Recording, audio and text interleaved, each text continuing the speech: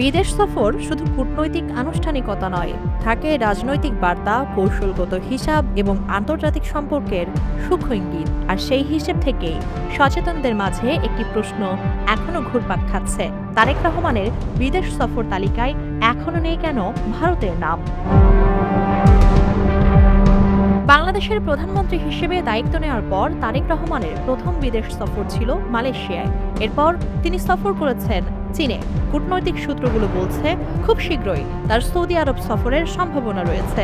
এর পরের তালিকায় রয়েছে জাপান, পাশাপাশি যুক্তরাষ্ট্র ও যুক্তরাজ্য সফরেরও ইঙ্গিত পাওয়া যাচ্ছে। তাহলে ভারত? বলা হয়ে থাকে ভারত দীর্ঘদিন ধরে বাংলাদেশের অন্যতম গুরুত্বপূর্ণ প্রতিবেশী, বৃহত্তম বাণিজ্যিক অংশীদারদের একটি, নিরাপত্তা সহযোগী এবং আঞ্চলিক কূটনীতির কেন্দ্রীয় রাষ্ট্র। সেই ভারত এখনও সফরসূচির বাইরে কেন? এই প্রশ্ন এখন রাজনৈতিক অঙ্গন থেকে শুরু করে কূটনৈতিক মহলেও আলোচনার বিষয়।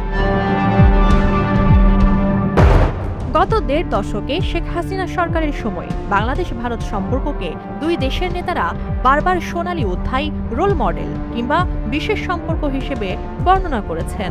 সীমান্ত চুক্তি, ছিটমহল বিনিময়, বিদ্যুৎ আমদানি, ট্রানজিট, প্রতিরক্ষা সহযোগিতা, জ্বালানি, সংযোগ, রেল ও সড়ক যোগাযোগ, প্রায় প্রতিটি ক্ষেত্রেই দুই দেশের সম্পর্ক বিস্তৃত ছিল। যদিও সেখানে একতরফা সুবিধাই নিয়েছে ভারত।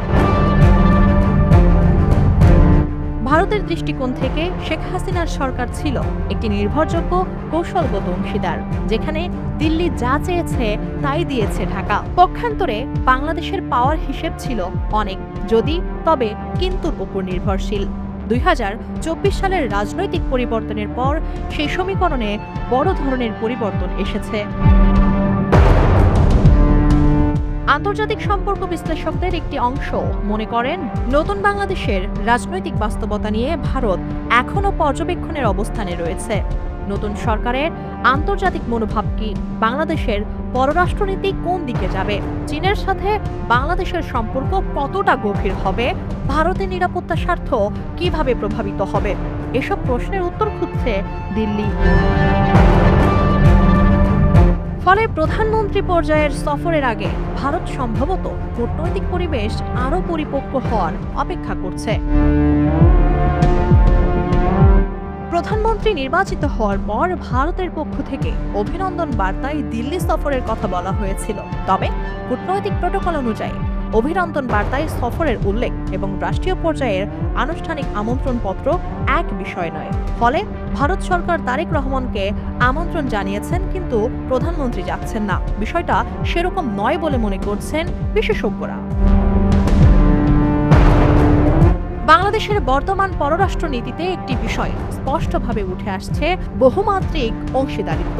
মালয়েশিয়া, চীন, সৌদি আরব, জাপান, যুক্তরাষ্ট্র, যুক্তরাজ্য সব দিকেই সমান গুরুত্ব দেওয়ার চেষ্টা করছে সরকার। এটি অনেকটা একক নির্ভরতার পরিবর্তে বহুমুখী কূটনীতি বলছেন বিশ্লেষকরা। তাদের মতে নতুন সরকার দেখাতে চাইছে যে বাংলাদেশের আন্তর্জাতিক সম্পর্ক কোনো এক দেশের ওপর নির্ভরশীল নয়, বরং জাতীয় স্বার্থ, অর্থনীতি, বিনিয়োগ এবং কৌশলগত প্রয়োজন অনুযায়ী অংশীদার নির্বাচনই হবে অগ্রাধিকার। বিশেষজ্ঞরা বলছেন, ভারতের জন্য বাংলাদেশ শুধু প্রতিবেশী নয়, বাংলাদেশ ভারতের উত্তর পূর্বাঞ্চলের নিরাপত্তা, সড়ক ও নৌ যোগাযোগ, বঙ্গোপসাগর, আঞ্চলিক বাণিজ্য এবং চীনের প্রভাব মোকাবেলায় অত্যন্ত গুরুত্বপূর্ণ। অন্যদিকে বাংলাদেশও ভারতের জন্য একটি বিশাল বাজার এবং গুরুত্বপূর্ণ ট্রানজিট অংশীদার। তাই সম্পর্কে টানাপোড়েন থাকলেও দুই দেশই সম্পূর্ণ দূরত্বে চলে যাবে এমন সম্ভাবনা খুবই কম, বরং উভয় পক্ষই নিজেদের কৌশলগত অবস্থান শক্ত করারই চেষ্টা করছে।